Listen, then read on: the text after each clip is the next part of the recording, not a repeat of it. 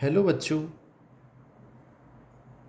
आज हम इस वीडियो में व्रत की सामान्य जानकारी लेंगे जो कि किसी भी कंपटीशन या फिर क्लास 10th के लिए उपयोगी है। ये हमारा व्रत होता है।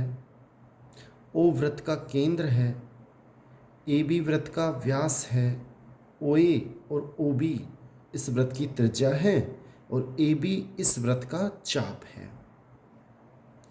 दो त्रिज्या और चाप के बीच जो क्षेत्र होता है उसे हम त्रिज्यखंड कहते हैं।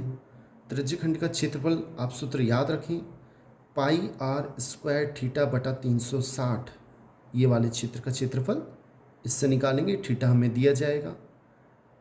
तथा त्रिज्यखंड की चाप की लंबाई, इस वाले चाप की लंबाई वो क्या होती है, पाई आर थीटा बटा 180।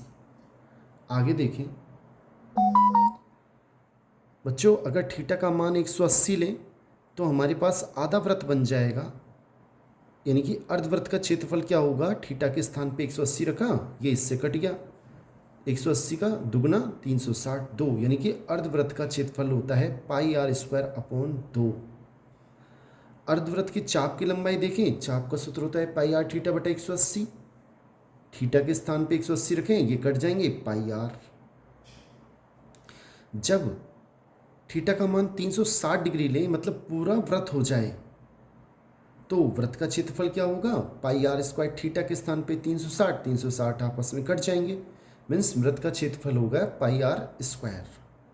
और चाप की लंबाई क्या होगी, पाई आर थीटा के स्थान पे 360 बटा 180, ये कट के 2 आएंगे, 2 पाई आर।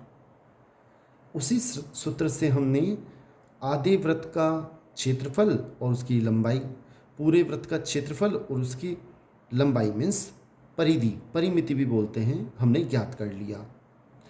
आगे देखते हैं, ये भी बहुत इम्पोर्टेंट है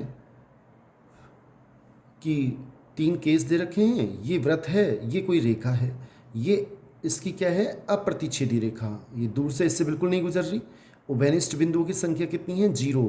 कोई बिंदु एक दूसरे को टच नहीं कर रहा है, इसलिए उभयनिष्ठ बिंदु 0, कोई उभयनिष्ठ बिंदु नहीं है।